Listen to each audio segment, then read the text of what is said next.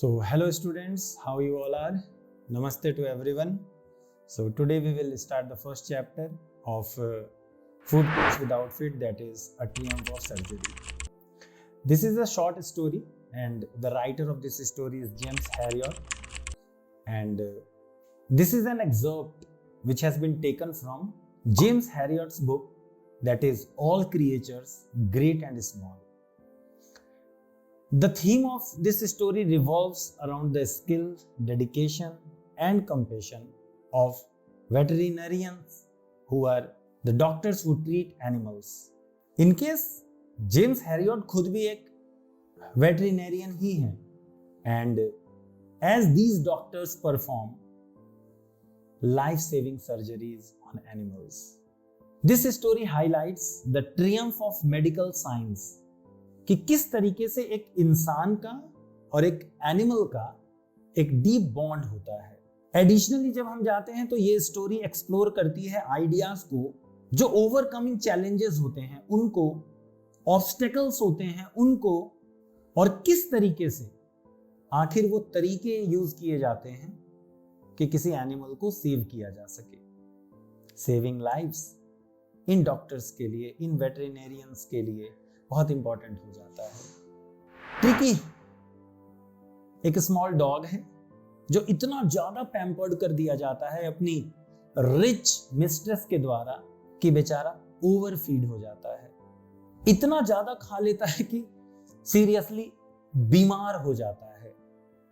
उसकी जो मिस्ट्रेस है वो एक वेटरिनरी सर्जन से कंसल्ट करती हैं, और कई बार ऐसा होता है कि हमें कुछ खास बीमारी नहीं होती है नॉर्मली, लेकिन हम डॉक्टर्स के चक्कर में पड़ करके एक बहुत लंबा ट्रीटमेंट लेने लग जाते हैं, and we think that yes doctor is treating us, लेकिन वहां कुछ और सीन होता है. हालांकि डॉक्टर हैरियट बहुत अच्छे इंसान हैं, वो जानते हैं अपने पेशेंट को कैसे ट्रीट करना है, लेकिन ये बात miss पॉम्फ्रे, who is the next character, वो नहीं जानती, वो नहीं समझ पाती. Now You might get this story is about Tricky, एक डॉग है, और उसकी जो मिस्ट्रेस है वो बहुत रिच लेडी है जिनका नाम मिसेस पॉम्फ्रे है.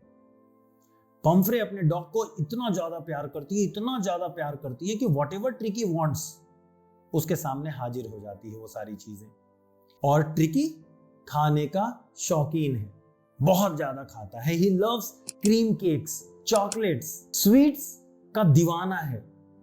उसे बस कभी भी मिलना चाहिए. इस कदर खाता है कि उसे पूरा फीड कर दिया जाए, भरपेट खिला दिया जाए, और तुरंत उससे पूछा जाए विल यू ईट दिस, तो नो उसके मुंह से कभी नहीं निकल सकता, नेवर. और यही कारण था एक दिन मिसेस पॉम्फ्रे ट्रिकी को लेकर के ऐसे ही उसे घुमा रही थी, और फील करती हैं कि वो इतना ज्यादा ब्लॉटेड हो चुका था, इतना ज्यादा हैवी हो चुका था, फैट हो चुका था कि उसके लिए चल पाना भी भारी पड़ रहा था. वो चल भी नहीं पा रहा था. बहुत जल्द वो एक ऐसे कंडीशन में चला जाता है कि वो खाना पीना भी छोड़ देता है. ऐसी नौबत आ जाती है कि उसे हॉस्पिटलाइज करना पड़ जाता है. और फिर हम स्टोरी में आगे पढ़ेंगे कि क्या क्या होता है, कैसे मिसेस पॉम्फ्रे ट्रिकी को हॉस्पिटल में एडमिट करती हैं, और कैसे डॉक्टर हैरियट उसका केयरिंग करते हैं, किस तरीके से ये सारी चीजें चलती हैं, कैसे ट्रिकी ठीक होता है, and finally he becomes a muscled dog. कैसे, ये सारी चीजें पढ़ेंगे. तो बने रहिए स्टोरी के अंत तक. वर्ड टू वर्ड एक्सप्लेनेशन होगा and you will get everything here. And यहाँ पर 3 मेन कैरेक्टर हैं. Tricky, the second character is Mrs पॉम्फ्रे, and the third character is mister Harriet. Tricky एक डॉग है, बता दिया गया. मिसेस पॉम्फ्रे उसकी मिस्ट्रेस है जो कि बहुत ज्यादा रिच लेडी है, और एक बेटे की तरह अपने डॉग को वो ट्रीट करती हैं. इतना ज्यादा फीड कर देती हैं कि बेचारा डॉग माल न्यूट्रिशन की कंडीशन में पहुंच जाता है. पता है मिसेस पॉम्फ्रे को कि ट्रिकी माल न्यूट्रिशन्ड है, और फिर भी उसको इतना ज्यादा फिर भी फीड करते रहती हैं कि वो बेचारा और ज्यादा उसकी कंडीशन खराब होती चली जाती है. And the third character is mister Harriet. Harriet एक कंपैशनेट पर्सन है, डेडिकेटेड है अपने काम के प्रति. आजकल के डॉक्टर्स की तरह नहीं कि अपना टूथेक लेकर के जाओ तो अल्ट्रासाउंड करवा देते हैं, ऐसे ऐसे डॉक्टर हैं। मिस्टर हैरियट ऐसे बिल्कुल भी नहीं है। हाँ, उन्हें पता है कि किसी पेशेंट को, अपने मतलब डॉग को या कोई भी एनिमल है, उसे कैसे ट्रीट करना है। मिस्टर हैरियट एक जेंटल पर्सन है, धैर्यवान है, अपने एनिमल्स को ढंग से ट्रीट करते हैं और respectfully and carefully he takes care of the patients. और यहाँ पर पेशेंट्स हमारे ट्रिकी भाई साहब हैं। एक अच्छे लिसनर हैं मिस्टर हैरियट, और अपने क्लाइंट की हर बात को सुनते हैं, समझते हैं, then after he takes decision, जो कि उनको एक बहुत अच्छा सर्जन बना देता है। Now the explanation of the chapter goes here. Narrator खुद इस बात को बताने लग जाते हैं कि वो ट्रिकी के बारे में वरिड थे। रीजन उसका ओवर ईटिंग, नो एक्सरसाइज, क्योंकि अगर वो खाता, बहुत ज्यादा फीड करता, and if he had good exercise, good amount of exercise, तो शायद वो सही रह सकता था, लेकिन यहां पर ऐसा नहीं होता है। जो नैरेटर हैं मिस्टर हैरियट, एक दिन ऐसे ही अपने कार से जा रहे थे और कार को अचानक रोकते हैं, क्योंकि he saw Tricki and his mistress Mrs Pumphrey. He was shocked to see Tricki. अरे ये क्या, अरे तुम इतने हैवी कैसे हो सकते हो, इतने फैट कैसे हो सकते हो। इतना ज्यादा फैट हो गया था कि हिज आईज वर रेड, वाटरी हो चुके थे, उस पे चला भी नहीं जा रहा था। मिसेस पॉम्फ्रे कहती हैं मिस्टर हैरियट से कि देखिए ना डॉक्टर, बेचारा कितना माल न्यूट्रिशन की कंडीशन में पहुंच गया है, बिल्कुल भी एनर्जी नहीं है इसके अंदर, कोई एक्साइटमेंट नहीं है। हम घुमाने ले जा रहे हैं, हम इधर उधर इसको एक्सरसाइज कराने की कोशिश कर रहे हैं, कुछ करता ही नहीं है। मिसेस पम्फ्रे बताती हैं डॉक्टर हैरियट को कि मैंने इसे माल्ट दिया, कॉड लिवर ऑयल दिया, हॉर्लिक्स के बाउल्स भर भर के दिए रात में, इसके अलावा खाना खाने के बाद भी उसको अच्छी नींद नहीं आती है, हर चीज दी है इसको खाने के लिए, जो ये मांगता है वो दिया इसको खाने के लिए, लेकिन फिर भी ऐसा कैसे, कोई एनर्जी शो नहीं कर रहा है। नैरेटर तब उनसे पूछते हैं कि मैंने आपसे कहा था कि इसके जो मीठे की क्वांटिटी, जो स्वीट्स की क्वांटिटी आप दे रही हैं, उसको रिड्यूस करना था, क्या आपने किया? मिसेस पम्फ्रे कहती हैं, oh Mr Herriot, how could I do this. बेचारी को इतना ज्यादा दुख लग जाता है कि पता नहीं क्या मांग लिया उन्होंने। अपने डॉग को इतना ज्यादा वो पैम्पर्ड करती थी, इतना ज्यादा फीड करती थी कि उनके लिए ये पॉसिबल था ही नहीं। What Mr. Harriot had told her, she could do that. कर नहीं पाती वो।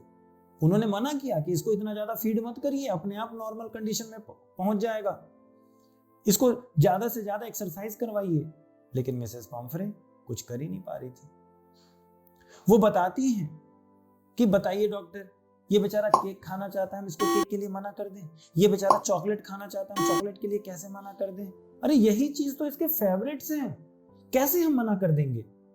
तब नैरेटर के समझ में आ जाता है कि ट्रिकी की प्रॉब्लम क्या है। उसकी अपनी ग्रीड, उसी की लालच उसको बीमार कर रही थी। इतना ज्यादा ग्रीडी था वो कि दिन के किसी भी टाइम में कोई पूछ ले, will you eat this? Yes, रख दीजिए, सारा गायब कर देंगे, सब खा जाएंगे। और नैरेटर फिर उसके प्रॉब्लम को समझ जाते हैं कि पेट भरा होने के बावजूद ट्रिकी किसी चीज के लिए ना नहीं कह सकता था। If he gets anything, he would eat that. Doctor Harriet फिर से पूछते हैं मिसेस पम्फ्रे से, और मैंने आपको एक्सरसाइज कराने के लिए बोला था, रेगुलर चल रहा है वो? मिसेस पम्फ्रे रिप्लाई करती है कि अरे नहीं डॉक्टर, मेरा जो गार्डनर है ना, उसके लोअर बैक में पेन हो गया था, इसलिए वो नहीं आ पा रहा है, इसकी एक्सरसाइज नहीं हो पा रही है। नैरेटर सीरियस हो जाते हैं और ये बात कहते हैं मिसेस पम्फ्रे को कि अगर आपने इसके फूड को कंट्रोल नहीं किया, अगर इसकी एक्सरसाइजेज आपने नहीं बढ़वाई, तो ये बहुत ज्यादा बीमार हो जाएगा। बताते हैं वो कि अगर आप चाहें तो स्ट्रिक्ट हो सकती हैं, और अगर आप स्ट्रिक्ट नहीं होंगी तो इसकी बीमारी सही नहीं हो पाएगी। आपको कलेजे पे पत्थर रख करके इसका डाइट डिसाइड करना पड़ेगा कि इसको कितना फीड करना है, कितना नहीं करना है। मिसेस पम्फ्रे एक्सेप्ट करती हैं कि हाँ mister Herriot, you are right here, but हम क्या करें, अपने आप को हम कंट्रोल नहीं कर पाते हैं, हम नहीं मना कर पाते हैं ट्रिकी को अगर वो कुछ डिमांड करता है तो। और तभी वहां पर सर नीचे करके बेचारी वहां से चली जाती हैं, क्योंकि उनके पास कोई जवाब नहीं था। Doctor had already warned him कि इसको कम खिलाइए, स्वीट्स को रिड्यूस करिए और एक्सरसाइज करवाइए, और अब तक प्रॉब्लम समझ ही गए होंगे।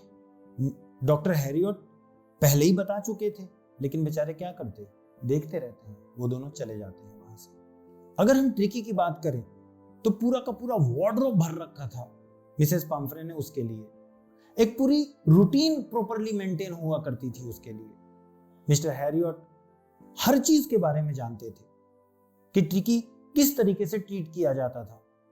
कोट्स थे उसके, रेन कोट्स थे उसके रेनी डेज के लिए, पूरा वार्डरोब भर रखा था।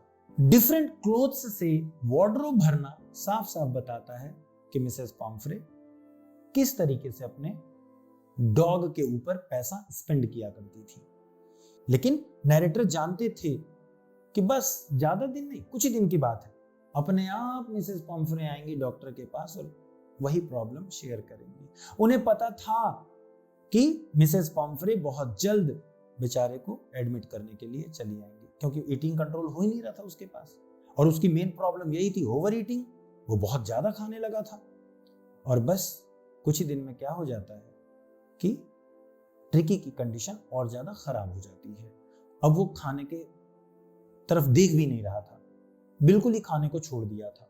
और जब डॉक्टर हैरियट के पास कंप्लेन आती है मिसेस पम्फ्रे की, तो डॉक्टर हैरियट जानते थे कि एक ही ट्रीटमेंट है इसका, एक ही इलाज है इसका, कि किसी भी तरीके से ट्रिकी को मिसेस पम्फ्रे से अलग कर दिया जाए। अगर उनके साथ रहेगा, Mrs Pomfrey will feed him a lot, और इतना ज्यादा उसको फीड करेंगी तो रिजल्ट कहीं से कहीं तक भी सही नहीं होने का है।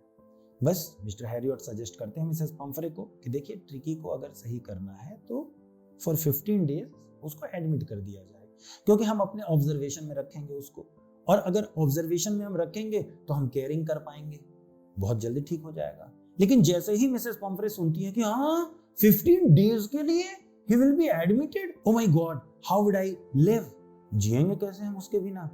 पक्का था मिसेस पम्फ्रे के लिए कि अगर वो ट्रिकी को एक दिन भी ना देखें तो मर जाएंगी बेचारी, ऐसा प्यार करती थी वो अपने डॉग से। लेकिन नैरेटर रिजिड थे कि नहीं, एडमिट तो करना पड़ेगा, क्योंकि वो जानते थे कि जब तक इसको यहां से हटाएंगे नहीं तब तक ये उसको फीड करते रहेंगी। ठीक है, बेचारी मन मार करके क्या करती, एडमिट करना पड़ेगा डॉक्टर, आप देख लीजिए, कर दीजिए। नैरेटर बोलते हैं कि देखिए, बिना लेट किए हम पहुंचते हैं आपके पास, और जितनी जल्दी हो जाए हम ही उसको अपने क्लिनिक में ले आएंगे। तो मिसेस पम्फ्रे रोने लग जाती है बेचारी कि कैसे रहेंगे हम इतने दिन बिना अपने डॉक्टर के। और तभी डॉक्टर हैरियट वहाँ पे पहुँच जाते हैं, और जब डॉक्टर हैरियट पहुँचते हैं तो पूरा फुल ट्रीटमेंट के साथ ब्लैंकेट में लपेटे ट्रिकी को रखा गया था घर पे कि बेचारा हमारा डॉग बीमार हो गया है। एवरीवन वाज क्राइंग देयर, और मिसेस पम्फ्रे भी उसमें शामिल थी। डॉक्टर बेचारे बोलते हैं कि लाइए इसको दीजिए, वो अपने बराबर वाले सीट में रखते हैं डॉग को। और तभी क्या होता है कि जो घर के सर्वेंट्स थे वो ला करके खूब सारे उसके कपड़े ट्रिकी के गाड़ी में डालते हैं। डॉक्टर हैरियट को लगता है कि शायद अगर हम यहाँ पे थोड़ी देर और रह जाएं तो मेरी गाड़ी ये लोग भर देंगे सामान से, बेहतर यही होगा कि चलो। और जो घर की मेड्स थी वो ट्रिकी के जितने भी स्टफ थे ना, वो एक एक करके लेते आती हैं। उसमें उसके डे बेड, उसके नाइट बेड, उसके favourite cushions, toys, rubber rings, breakfast bowl, lunch bowl, snack bowl, ये सब सारी चीजें रहती हैं। मिस्टर हैरियट उन सारे स्टफ्स को देख करके समझ जाते हैं कि अरे यार, ये तो मेरी गाड़ी को पता नहीं इन्हीं सारे सामान से भर देंगे क्या। डॉक्टर थे, उनको ऐसा लगता है कि मुझे यहाँ से निकलना चाहिए। और तभी मिसेस पम्फ्रे दौड़ते दौड़ते आती हैं और ढेर सारे उसके कोट्स थे वो गाड़ी में रख देती हैं कि doctor be careful about his dress. Narrator car को टर्न करते हैं, और जैसे ही वो टर्न करके आगे बढ़ते हैं तो देखते हैं कि मिरर में देखते हैं कि पीछे जितने भी थे वो सब रो रहे थे। मेड, सर्वेंट, मिसेस पम्फ्रे, सब। वो बेचारे जो डॉग बैठा हुआ है बराबर में उसको पैट करते हैं और बड़ा हेल्पलेस सा नजर आता है। वो अपने पूंछ को हिलाता है, मूव तो कर ले रहा था, इतना कुछ, इतनी एनर्जी तो थी उसमें। और जो नैरेटर है वो बोलते हैं ट्रिकी को कि देख बेटा, मेरे पता है तेरी बीमारी का इलाज क्या है, बस हम क्लिनिक पहुंच जाएं, उसके बाद तो सब हम संभाल लेंगे। जैसे ही ये लोग क्लिनिक पहुंचते हैं, जो दूसरे डॉग्स थे वो वहां पर आ जाते हैं डॉक्टर के पास। फैमिलियर फिगर है वो, सारे डॉग्स पहचानते हैं उन्हें, तो सारे डॉग्स आ जाते हैं मिस्टर हैरियट के पास में। जब वो ट्रिकी को देखते हैं तो उनको लगता है कि पता नहीं ये कैसा है, ये हिल भी नहीं रहा है, चुपचाप बैठा हुआ है, यहाँ उसे रख देते हैं।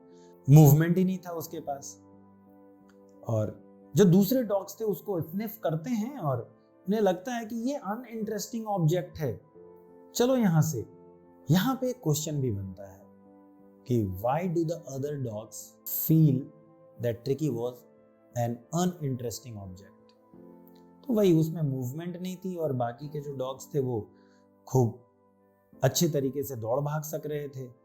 बेचारा ट्रिकी वहां जाता है, चुपचाप एक जगह पे बैठ जाता है, कोई मतलब नहीं था उसे सराउंडिंग्स के, वहां के सराउंडिंग्स से उसे कोई मतलब नहीं था। तो सारे डॉग्स वहां से चले जाते हैं। If the question is asked like this, तो यही आंसर होगा उसका। उसके बाद नैरेटर उसके ट्रिकी के लिए जो बेड भेजा था भाई मिसेस पम्फ्रे ने, उसको एडजस्ट करते हैं। वार्म बॉक्स लगाया जाता है उसके लिए। और उस दिन डॉक्टर ये डिसाइड करते हैं कि इसको कुछ भी खाने को नहीं देना है सिवाय पानी के। बस ये पानी पी, जितना पानी पी सकता था, just water was given to Tricki. Second day क्या होता है कि थोड़ी सी उसमें एनर्जी लेवल बढ़ती है, वो उठ करके एटलीस्ट अपने आसपास वाले जगह पे जा करके देखता है कि कहाँ क्या है। थर्ड डे उसे थोड़ा और एनर्जी लगता है कि हाँ, हम भाई इधर उधर जा सकते हैं। और जो हॉस्पिटल के दूसरे जो लोग थे उनके पास वो आता जाता है। वो भी चाहता था कि दूसरे डॉग्स के पास हम जाएं, उनके साथ दौड़े। देख रहा था उन्हें, उसे भी लग रहा था कि why I am sitting here, rest of the dogs are moving here and there, तो मुझे भी जाना चाहिए। और उस दिन क्या होता है कि डॉक्टर हैरियट जब ट्रिकी के रूम का दरवाजा खोलते हैं तो ट्रिकी खुद बाहर निकल करके आता है। जब वो बाहर निकल करके आता है तो वहां पे जॉय, एक ग्रे हाउंड डॉग है जो ऑलरेडी उस क्लिनिक में था, जॉय और बाकी के और भी जो डॉग्स थे वो सब उसके पास आकर के और फील करने लगते हैं कि yes, now this is not an uninteresting object, तो चलो इसको अपने ग्रुप में शामिल कर लिया जाए। ट्रिकी उनके पीछे पीछे चल पड़ता है। और उसके बाद, मतलब उस शाम के बाद, नैरेटर हर चीज नोटिस किया करते थे। जब डिनर का टाइम होता है तो वो खुद देखते हैं, स्पेशली उसके फूड का केयरिंग किया करते थे। और जितने भी डॉग्स थे ना वो सब बड़े स्पीड में खा रहे थे, because they had habit. Tricky तो भाई स्पेशली ट्रीट हुआ था ना घर पे, लेकिन यहां पर उन डॉग्स के बीच में उसे खाना था, तो बेचारा वो कुछ खा भी नहीं पाता और सारे के सारे डॉग्स अपना फूड फिनिश कर लेते हैं। जब वो सारे डॉग्स अपना फूड फिनिश कर लिए थे तो बेचारा जा करके उनके बाउल को लीक करता है, और लेकिन उसे कुछ मिलता नहीं है खाने को। अगले दिन क्या होता है कि एक एक्स्ट्रा बाउल रखा जाता है वहां पर, क्योंकि नैरेटर को पता था भाई 3 डेज हो गए हैं, अब तो कुछ देना पड़ेगा, कब तक पानी पिलाते रहेंगे। लेकिन नैरेटर इस बात से खुश थे कि वो पहचान जाता है कि ये जो एक्स्ट्रा बाउल है वो मेरे लिए है, और दौड़ करके पहुंचता है। और आज वो दूसरे डॉग्स से लड़ रहा था अपने फूड को खाने के लिए, और सारे डॉग्स आपस में खेल रहे थे, खा रहे थे, and tricky was also enjoying the company. अब वो उस फैमिली का मेंबर बन चुका था। ट्रिकी अच्छे तरीके से एंजॉय कर रहा था।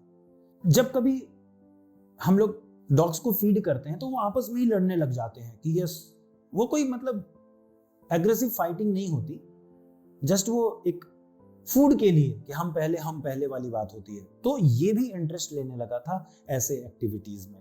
ट्रिकी भी उनके बीच में घुसता था, धक्का मुक्की करता था कि मुझे भी खाना है। दिन में इस तरीके का एंजॉयमेंट, और रात में ट्रिकी अपने लाइफ में पहली बार रैट्स हंट कर रहा था। वहीं हॉस्पिटल के पीछे साइड में वहां पर हेन हाउस बना हुआ था और वहां पर रात होते ही ट्रिकी अपने सारे फ्रेंड्स के साथ पहुंच जाया करता था। वहां पे रैट हंटिंग चला करती थी। अब यहाँ पे भी क्वेश्चन आता है कि was tricky enjoying the days in hospital? Of course, क्योंकि उसे बहुत बड़ा एक एरिया मिल रहा था दौड़ने के लिए, एक्सरसाइज करने के लिए, प्रॉपर उसे डाइट मिल रही थी, और तो और वो रैट्स हंट किया करता था। So we can say that yes, Tricki was enjoying. दूसरी तरफ मिसेस पॉम्फ्रे एक दिन में 12 बार कॉल किया करती थी हैरियट के पास, just to know latest bulletin क्या है। पूछती थी फोन करके, oh Mr Herriot, are you giving him proper exercise? Are you giving him the codes? Where is he sleeping? And this and that and blah blah blah. जो भी सामान उसको भेजी थी उसके बारे में वो पूछा करती थी कि वो सही तरीके से यूज हो रहा है, नहीं हो रहा है। लेकिन मिस्टर हैरियट बस इतना ही कह पाते थे कि यस, ट्रिकी अब धीरे धीरे सही हो रहा है, वो बहुत जल्द रिकवर कर जाएगा, वो रिकवरी कर रहा है। लेकिन मिसेस पॉम्फ्रे वो ये जानना चाहती थी कि नहीं doctor, do something, whatever you can do, बस मेरा ट्रिकी को जल्दी से ठीक कर दीजिए। और जैसे ही मिसेस पॉम्फ्रे को पता चलता है कि Tricki was recovering, she starts sending dozen eggs. हर दिन दर्जनों अंडे भेजा करती थी। लेकिन मिस्टर हैरियट दे नहीं रहे थे उसको कुछ, फीड तो किया नहीं जा रहा था कुछ एक्स्ट्रा। अब भाई एग में कितना प्रोटीन है, उसको तो किसी तरीके से सही करना था, उसको कम फूड देना था, उसकी प्रॉपर डाइटिंग रखनी थी। अब यहां पर वो एग्स भेजने लगती थी तो होता क्या, mister Harriet and his partners, जो दूसरे लोग थे क्लिनिक में, सारे के सारे अंडे को यूज करने लग जाते हैं। 2 अंडे ब्रेकफास्ट में वो लेना स्टार्ट कर देते हैं। और मिसेस पॉम्फ्रे को लगता है अच्छा रिकवर करना स्टार्ट कर गया है ना, ओहो आई हैव सेंट एग्स, ठीक है। तो उसके ब्लड सर्कुलेशन को सही करने के लिए मिसेस पॉम्फ्रे क्या करती हैं, वाइन के बॉटल्स भेजना स्टार्ट कर देती हैं। और अब मिस्टर हैरियट की ये आदत बन जाती है, हैबिट हो जाती है कि वो 2 glasses of wine before lunch लेने लग जाते हैं, क्योंकि उन ट्रिकी को तो देना नहीं था और मिसेस पॉम्फ्रे को शो करना था कि हाँ भाई वी आर यूजिंग, तो कैसे उसकी खपत होती। तो mister Harriet and the rest of the people who were in the hospital, they started using all these things, all these stuffs which were sent by Mrs. Pomfrey. Mrs. Pomfrey उनको लगता है कि अब और भी कुछ भेजना चाहिए, तो वाइन के बाद वो ब्रांडी भेजती हैं। और बस अब मिस्टर हैरियट एक बार तो वाइन लेते थे और एक बार ब्रांडी लिया करते थे। मिसेस पॉम्फ्रे को ये बात बिल्कुल भी नहीं पता थी कि व्हाटएवर शी इज सेंडिंग वो किसके ऊपर यूज किया जा रहा है, बस। और यही कारण था, ये क्वेश्चन भी है कि what was the reason that Mr. Harriot and other employers of hospital they wanted to keep Tricky as their permanent guest? तो वही आंसर है भाई, उनको तो सब कुछ मिल रहा है, एक एंजॉयमेंट चल रहा है, एक पार्टी चल रही है, बॉन फायर लगा करके वहां पे वाइन पिया जा रहा है, वहां ब्रांडी पी जा रही है, वहां एग्स आ रहा है, वहां चॉकलेट्स आ रहे हैं, वहां केक्स आ रहे हैं, और क्या चाहिए था। लेकिन वो रख नहीं सकते थे ट्रिकी को बहुत ज्यादा लंबे समय तक। लेकिन मिस्टर हैरियट को ये बात भी पता थी कि for tricky Mrs पॉम्फ्रे is his mother, और मिसेस पॉम्फ्रे के लिए तो ट्रिकी था ही उनका बेटा। बस वो लंबे समय तक नहीं रह मतलब ट्रिकी को बहुत लंबे समय तक नहीं रख सकते थे, दोनों को अलग अलग नहीं रख सकते थे, मिसेस पॉम्फ्रे को ट्रिकी से जुदा नहीं कर सकते थे। 15 दिन बीत चुके थे, 15 डेज हो चुके थे। मिस्टर हैरियट अब फोन करके बताते हैं मिसेस पॉम्फ्रे को कि नाउ ट्रिकी इज फाइन, और अगर आप चाहें तो उसे लेकर के जा सकती हैं। और विद इन फ्यू मिनट्स एक लंबी सी कार आकर के हॉस्पिटल के बाहर रुक जाती है। शॉफर निकलता है, एक जो पर्सनल ड्राइवर्स होते हैं उन्हें कहते हैं, और वो गेट खोलते हैं। मिसेस पॉम्फ्रे उतरना चाहती थी, लेकिन हैरियट कहते हैं no you just stay there, हम लेकर के आ जाते हैं। वो बेचारी नर्वसनेस में थी कि पता नहीं मेरा ट्रिकी कैसा है कैसा नहीं है, लेकिन डॉक्टर के पॉजिटिव रिप्लाई के बाद वो समझ जाती है कि yes my dog is all right, और अंदर चले जाते हैं लेने के लिए कि चलो भाई ट्रिकी अब तुम्हारे घर जाने का टाइम आ चुका है, तुम्हारी बीमारी खत्म हो चुकी है। जैसे ही मिस्टर हैरियट गार्डन में जाते हैं, अंदर जाते हैं, तो वो देखते हैं कि ट्रिकी जो था गार्डन में बाकी दूसरे डॉग्स के साथ फुल एंजॉयमेंट कर रहा था, उनके बीच में बैठा हुआ था और पूरे तरीके से वो रिकवर कर चुका था। ये जो 2 वीक्स का टाइम वहां पे स्पेंड किया था उसने, successfully he had gained all his strength. Now he was a muscled, healthier और he was able to play with other dogs. Chest भी उसका बिल्कुल ग्राउंड टच करने के लायक कंडीशन में पहुंच चुका था। और जैसे ही मिस्टर हैरियट ट्रिकी को लेकर के जाते हैं, जैसे ही वो मींस ट्रिकी मिसेस पंफ्रे को देखता है, इनके गोद से उछल करके अपनी मिस्ट्रेस के गोद में जाकर के बैठ जाता है। ही वाज ओवरजॉयड, जंप करता है, मिसेस पंफ्रे के गोद में जाकर के बैठ जाता है, स्टार्टेड लिकिंग हर फेस, एक्साइटमेंट में बार्किंग करने लग जाता है। और जब तक ये सारी सीन चल रहे थे, तब तक जो एम्प्लॉयज थे वहां के, डॉक्टर हैरियट, जितने स्टफ्स आए थे ट्रिकी को यूज कराने के लिए, 14 डेज में जितनी भी चीजें मिसेस पंफ्रे ने भेजी थी, वो सारी चीजें वापस गाड़ी में पैक करवा देते हैं, रखवा देते हैं कि यस, ये वापस मिसेस पंफ्रे के घर चली जाए। मिसेस पंफ्रे कुछ खास ज्यादा तो नहीं कह पाती हैं, उनके आंखों में आंसू निकल आते हैं और वो बस इतना ही कह पाती हैं कि doctor, this is a Triumph of surgery. उनके कहने का ये मतलब था कि आपकी सर्जरी का जादू था ये कि ट्रिकी इस कंडीशन में पहुंच गया। बट द क्वेश्चन अराइजेस, वाकई में was it a surgery? Of course not. अगर कॉम्पिटेंसी बेस्ड क्वेश्चन आता है तो वहां पे whatever was done at the clinic, हम वो बात लिख सकते हैं और उसमें हम ये बात भी ऐड कर सकते हैं कि ओवर फीडिंग समटाइम्स किसी के इलनेस का रीजन बन जाता है और ट्रिकी के साथ ऐसा ही हुआ था। Adding your own ideas, own views, you can complete the answer. So this is the summary. कैसा लगा? Must comment and tell so that we would make some more videos. Thank you. Namaste.